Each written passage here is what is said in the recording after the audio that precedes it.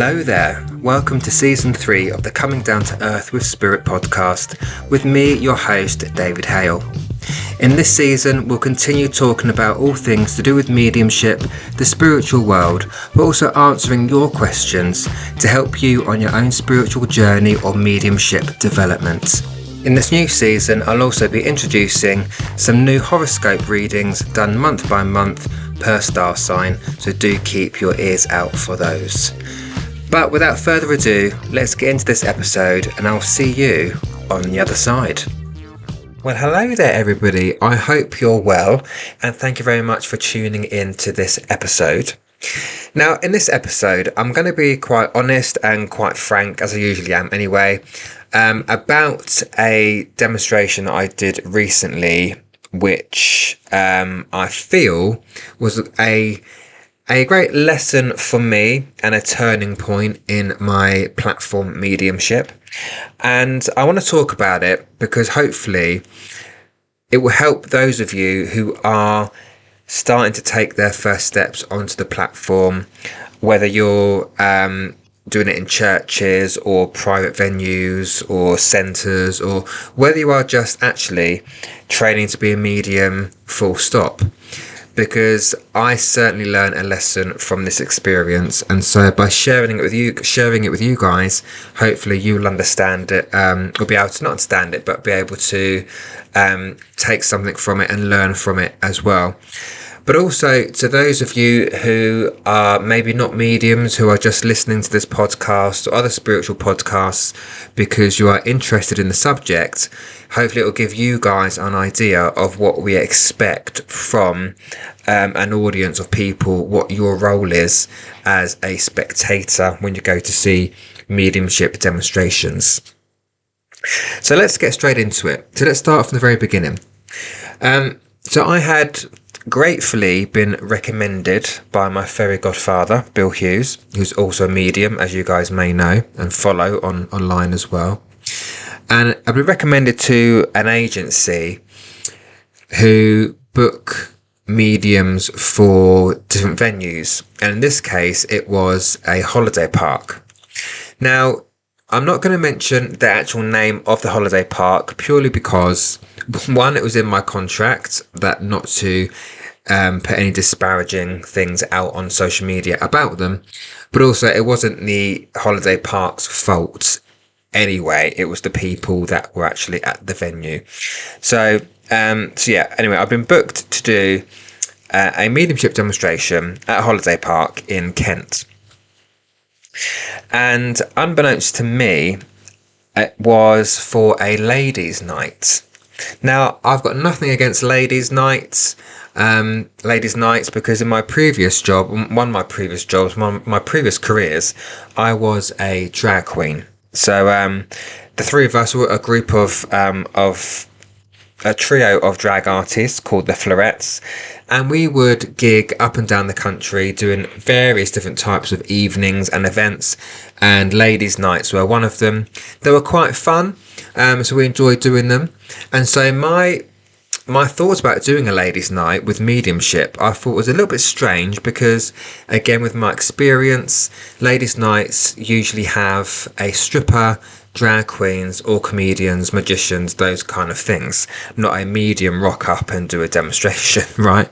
But I thought, fair enough, I thought it should be quite fun, because it's going to be full of ladies, up for having a good time. They've obviously paid for a ticket, they've obviously paid to go and see the demonstration, so I was assuming they'd all there and be up for it. But obviously I'm not so disillusioned that everyone is going to believe in what I do. I know there'll be skeptics there as well, but that's fine. It's whatever. So I was relatively excited about it. Now, this is where the mind of a person, of a medium, really comes into play with the work that we do. Because I did a workshop the other day for Hannah McIntyre, who you may also follow as well. I did a masterclass for her online platform for her students, where I talk about the mental in the mediumship, and we can never underestimate the role in which our mind plays when it comes to mediumship, because the communication we have with the spirit world is through the mind. It's not about opening up all the chakras, because I'm not communicating with spirit through my coccyx.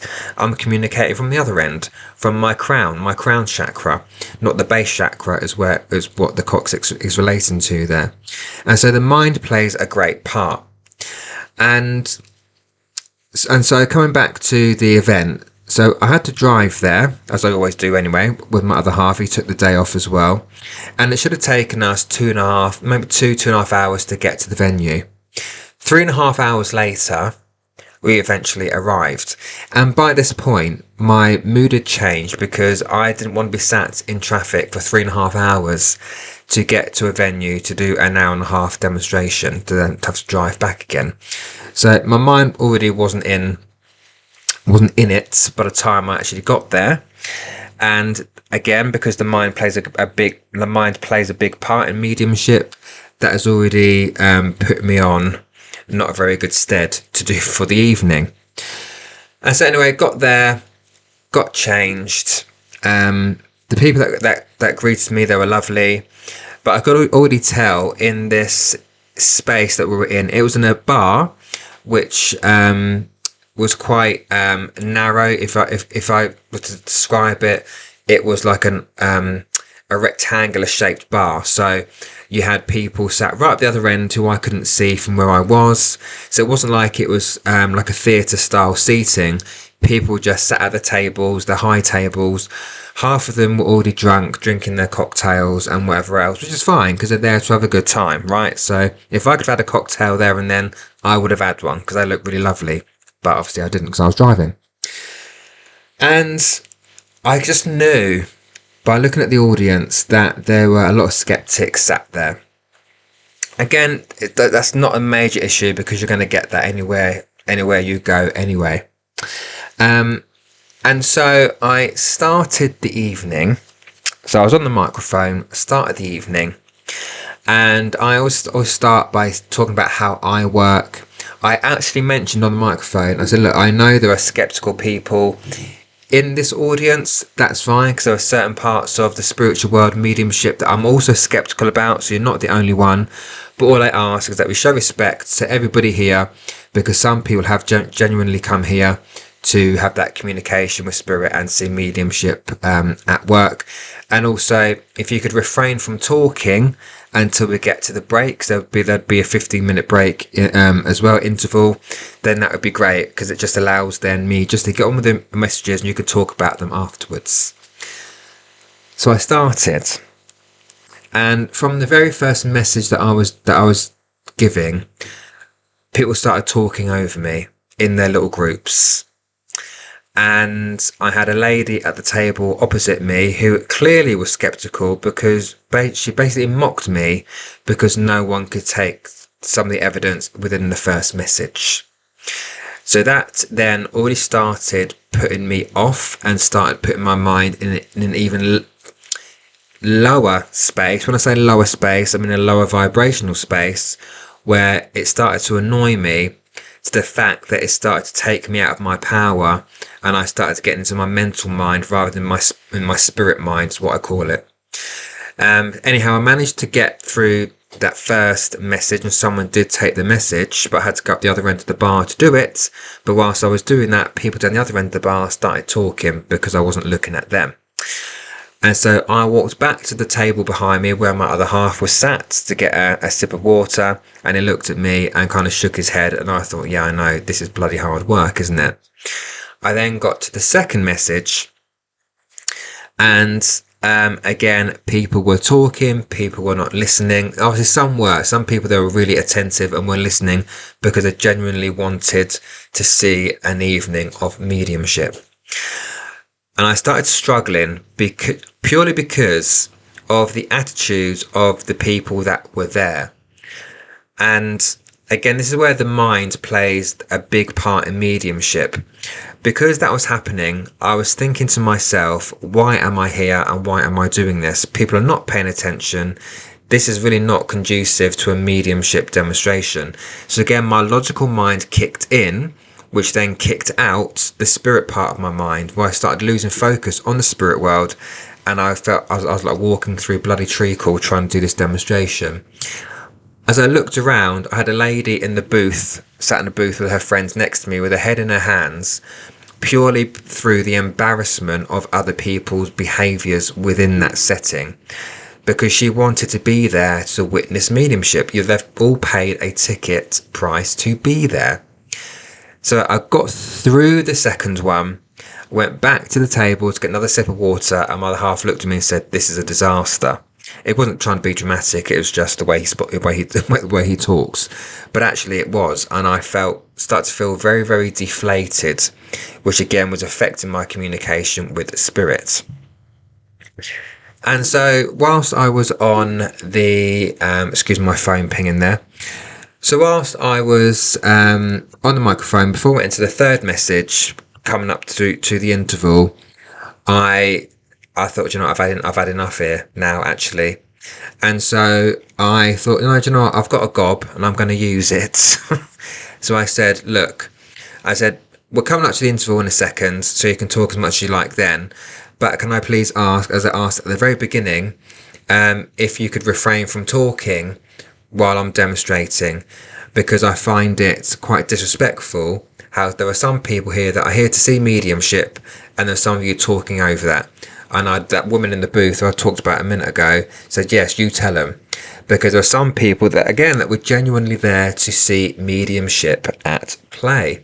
And this woman that was mocking me at the beginning, she was kind of giving me daggers, like staring at me. And I thought, yeah, don't you start either.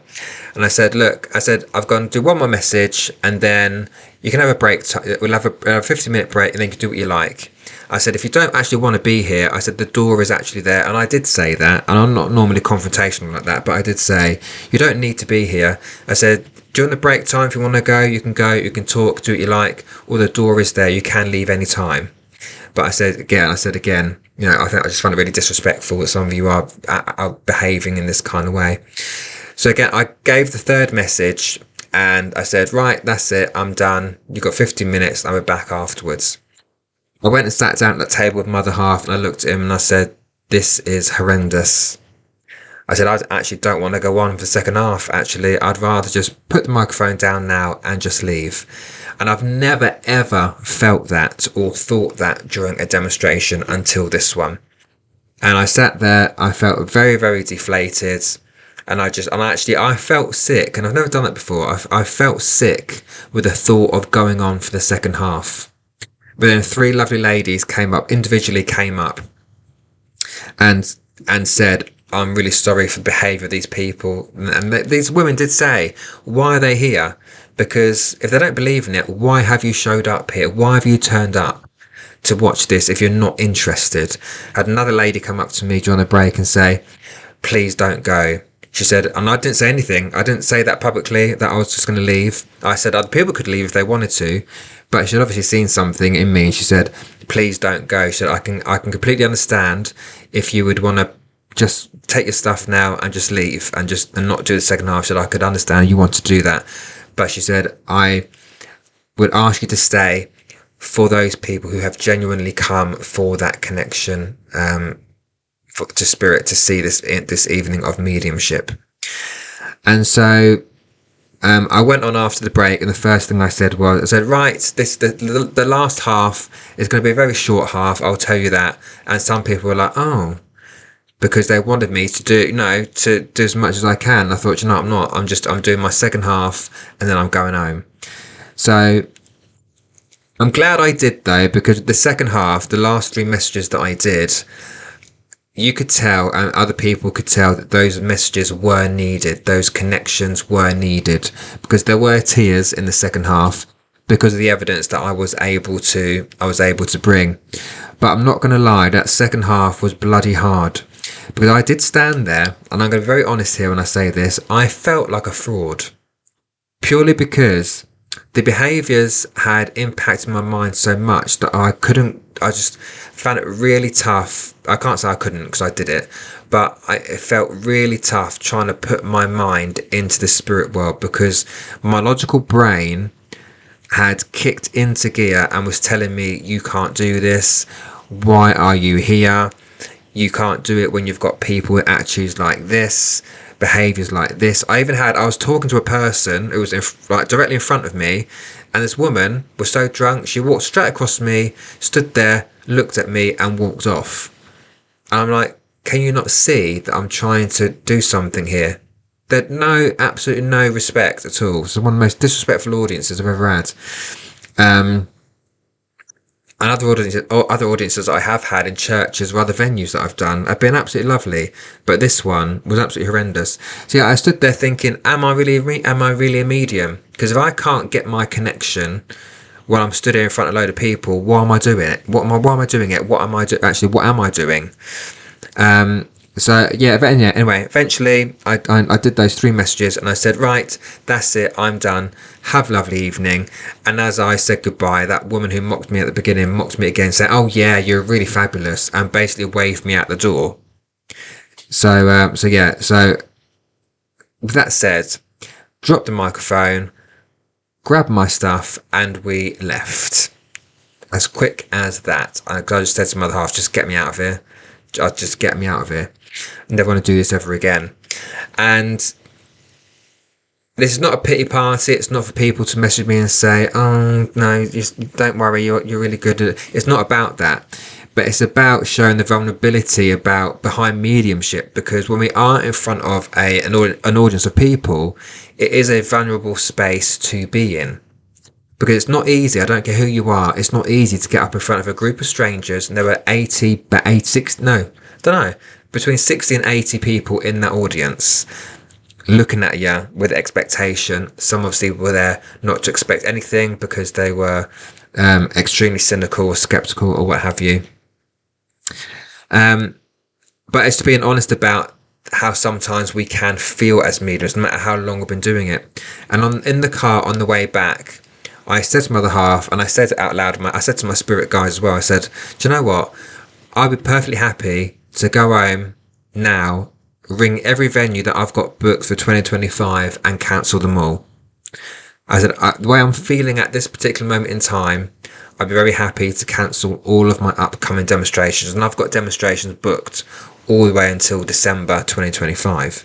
And in my mind, and I said it out loud, I don't like speaking things into existence, but at that moment, I was very much like, so I could happily cancel everything I've got in and not do this ever again. Purely because I allowed the behaviours and the attitudes of people to get into my head.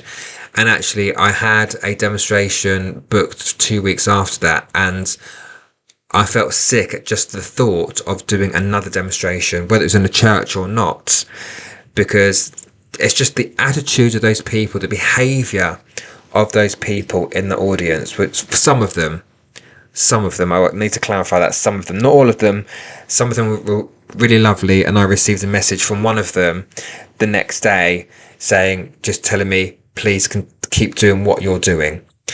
So that gave me a little bit of a boost, because actually, when I got home and thought about it, I was still in the thoughts of, no, I don't know if I want to do this anymore. And luckily, I have some great medium friends who act a bit like sounding boards. So the wonderful, again, I mentioned him again, my fairy godfather, Bill Hughes. I'd messaged him and he rang me the next day and gave me a bit of a pep talk and made me feel a little bit better about things. And I said to Spirit, I said, look, if you want me to continue doing this, you need to give me some kind of sign, because I'm at the point of going, do you know what, I'm not doing this anymore. And it was either that, it was then that day that I then got the message from that lady to tell me to keep doing what I'm doing. And then I got another message from someone else saying, right, we want to book you for this venue, that venue. And I thought, okay, there's my sign then that I am still needed or wanted in certain places by certain people. So it really did knock not just my confidence, but my faith in people, my faith in my own ability, really. And then as I was sat contemplating it that week, my spirit team dropped into my head that no matter how I performed that evening, because I didn't think I did a very good job at all, I was questioning myself, overanalyzing myself then. I think I could have done a lot better, and I know I could have. I wasn't fabulous at all. But Spirit did say to me, one thing to remember with that is it wouldn't matter how good you were that evening. It would not have changed the outcome of what happened, because it wasn't necessarily my mediumship. It was just the skeptical behaviors of people in that audience and the skeptical attitudes. So that's one thing to take away for some of you, is that, you know, people's words, actions can really put us off and can really make us feel like we're not doing a great job.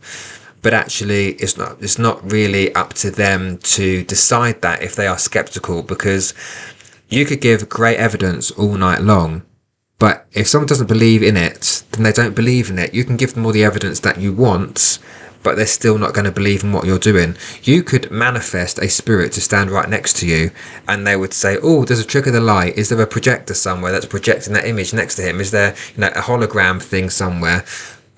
So whatever you do for some people is never going to be enough anyway. So yeah, so by Spirit saying to me, look, David, it doesn't matter how you performed that evening, that would not have changed the outcome. It gave me something different to think about, and kind of that light bulb moment of, well, actually, yeah, because their attitude was their attitude. I can't change that. I can strengthen my mediumship and develop my mediumship further, but what I can't change or develop is someone else's attitudes. And actually, it's not my job to change someone else's attitude, or to have them come around to my way of thinking, or come around to my beliefs. That's not what we're here to do as mediums. So that was my takeaway, one of my takeaways from that situation. One of the other takeaways that I took from it is understanding where I want to do my demonstrations, as in the venues, but also how far now that I want to travel to do my demonstrations. And so that evening showed me that spirits do not mix with spirits. So, in other words, mediumship does not work with drunk people. I kind of knew that anyway, and I had been not warned about it, but I've been given advice about those kind of venues by other mediums that I know. But again, I didn't know I was necessarily knowing I was doing a ladies' night when I was first booked. I just thought I was doing an evening of mediumship for the proprietors, which it still was. So just make that clear as well. It wasn't for the people that were holidaying at the holiday park. It's those people that are the proprietors of the caravans that are on the site. So I thought they'd have a little bit more respect. Well, some of them, again, not all of them, but some of them. So yeah, it's really made me come to the decision of where I want to do mediumship and what kind of venues are suitable for it. Because again, it made me realise that not all places are conducive to mediumship events. So, and I've done like the British Royal Legion in Bognor Regis. That was fabulous, great audience. That was a great night. Really enjoyed that. I've done a pub in Bognor Regis as well called the Charlie Purley. That was a great night as well. People were fully engaged and respectful. But in this particular place, they just weren't, and it just wasn't a nice experience whatsoever. So now I've become very picky, very selective about who I will work with, who I will work for, and where I will go. I do no longer want to be travelling I don't want to be doing 3.5 hours just for an hour and a half demonstration. I'm not doing that anymore. Well, I say anymore, but never say never. You know, so if something comes up that is an attractive opportunity, then who knows? I would like to go overseas to do some of the mediumship work as well. So I can't exclude that. But yeah, it's just, I'm now in my mind very much like, okay, what is that venue like? Is it conducive to an evening of mediumship? And so, yeah, so I think ladies' nights are evenings which I will never do again, actually, because it just wasn't. I can't really explain to you how uncomfortable it actually was. Even so, as soon as I got back, actually no, the next day, I contacted the agency and I said, well, thank you very much for that, but please do not book me ever again. And I was very honest with them. I said, look, it was the most disrespectful audience I've ever had. It was very uncomfortable. Thank you for the opportunity, but please do not book me for any of your events again. And I'm just very honest with that. So they know exactly where I stand with it as well. What else did I learn from it? I learned that actually, if I can deal with an audience like that, I can deal with any other type of audience that's out there. Because look, this is where it comes to the importance of the audience in your demonstrations, right? We can never underestimate the important role which an audience member plays when they come to a demonstration of mediumship. Because although the medium's there to do their job of connecting to spirit and, you know, giving those messages and the evidence, the audience also have a job.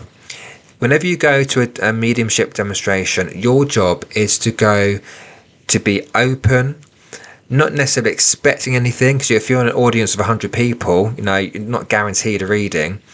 But also, as an audience member, you are creating the energy which both the medium and the spirit world will work with for the evening to be a good evening, for the communication to flow, for that mediumship to happen, for that spirit communication to happen. If you're going to be sat there with a face like a smacked ass with their arms folded, you are just depleting the energy, or lowering the high vibrational energy which we want in that space that you're in. It's not about feeding the medium information. I think some people go with the thought process of, well, if I say more than if I open my mouth rather than just nodding or shaking my head, then they're going to read my body language. I'm very sorry, but we are not body language experts. That's not what we're doing. In fact, if anyone comes to my demonstrations, when I first start linking to spirit, you will see that I am not even looking at the audience. I'm looking up, I'm looking down or sideways, paying attention to what spirit are giving me. So it's not about you keeping your lip zipped so you don't give anything away. With the mediumship communication, it's always about three people. It's about the medium, it's about spirit, and it's about you in the audience. Whether it be, you know, in a public demonstration or even in a one-to-one reading, you have a role in that communication. So if you are understanding what we are saying to you, it's acknowledging it with a yes. If you're not sure, it's okay to say no, you're not sure. And if you really don't know, it's okay to say no, I don't know. That's not feeding the medium, that is validating or not.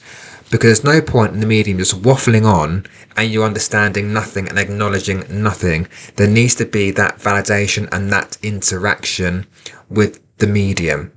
So please understand that if you are going for a private reading or going to watch a medium work publicly, you do play a role, and it's important. Because also, when you go to a mediumship demonstration, the spirits that turn up are there to see you, the audience. They're not there to see the medium. The medium is just the voice piece. We're just the person that's passing on the information that we are receiving. Now, spirits don't really want to hear my voice. They want to hear your voice. So it's really important that you do speak when you are receiving a reading rather than just nodding or shaking your head. Because also, your voice has a vibration. All our voices have a vibration, and spirit can feed off that, because it then does build the link. If you are validating with yeses or nos, whether even if it's a no, it still builds that link to spirit. So the role that you play is really important when it comes to mediumship reading. All right, so just remember that. I'm sure you will do if you're listening to this. I'm sure my listeners are smart people, I'm sure, but just remember that, because I see quite a lot of people sit there just, you know, straight faces, not even smiling. And like, if you come to a mediumship demonstration, especially my ones, it should be uplifting. You should be there having a good time as well. It's not about entertainment, but it should also be to some extent entertaining. You should be there, even if you're just listening to other people's messages, it should still be lifting, uplifting, bringing that sense of peace in, and that you actually feel that. So if you do come to a mediumship demonstration, especially one of mine, do smile, do be relaxed, take your coat off, you know, Have a laugh with me, as I do. I always have a laugh in my demonstrations as well. And just enjoy the evening, because that all adds to the experience, it adds to the energy, which is very much needed in those kind of scenarios. So that is my experience, which I wanted to share, and hopefully it will give some of you guys some kind of or give you something else to think about. So if you are planning in demonstrations that you're doing, whether you're thinking about taking those first steps onto the platform or whatever, it's just being aware of these little things. There's nothing wrong with being selective. So for example, I don't say yes to everything. I am offered certain things sometimes by certain spiritual churches or centres, and if I don't feel it's right for me, or if it's too far away, I say no. And it's okay to say no, because you have to do what feels right for you and what is conducive to how you work and what mediumship is to you. I don't need to do everything. I don't need to do every single spiritualist church out there just to get my face out there. I don't need to do that. I don't feel the need to. I always think that Spirit will put me where I need to go, in front of audiences which need to see me. And even if I just get one person in an audience come up to me at the end and say, do you know what, that address you gave today, or that reading you gave today, that poem you read today, if they say to me that's the reason I was supposed to be here, then that's fine with me, because then I've done my job by helping at least one person in that audience. So that's how I look at it, that I'll be placed by Spirit where I need to be, and that does not involve being all over the place, having my face all over the place, all over social media, I don't feel the need to do that. I do what I do. I go where I need to go, where I feel I want to go, and that's it, really. So it just gives you something to think about, because at the end of the day, if you're a good medium, your work will speak for itself, right? And you deserve the respect from an audience. And I didn't receive much respect at that demonstration I did. Again, not from everybody, I need to be clear on that. There were some lovely people there who kept apologising on behalf of other people in that place for their behaviour. So there was some respect shown, but I felt just very disrespected overall in that venue. But I'm not going to keep going on about it. I'm going to shut up now, actually, and let you get on with the rest of your day. So if there are any questions on the back of that, please do feel free to email me if you want any advice about demonstrating or whatever, and you're on your own spiritual journey. Again, do email me at davidhmedium@outlook.com, and I can always turn that into a podcast episode, because you know what normally happens is there are a lot of people who are afraid to ask a question. But if you ask a question, you may find that you're asking that same question on behalf of 20 other people who you didn't know about. So by asking those questions, I get to give the answer to many people other than just yourself. So I reach a wider amount of people, if that makes sense. So once again, thank you very much as always for tuning in. Look after yourselves, and I'll see you all very soon. So that's it for this episode. What do you think? I hope you enjoyed it. And if you did, if you could leave me a review to tell me what you thought about it, it really does help me when it comes to creating new episodes. But also, if you could share out the episodes, share out the podcast, that would really help me as well to reach more people. But if you do have a spiritual topic or a question you'd like me to talk about on another episode, please do feel free to either email me or to message me via my Facebook page, and I will take that topic and question into consideration and turn it into a podcast episode. But as always, thank you very much for listening, and I'll speak to you all soon.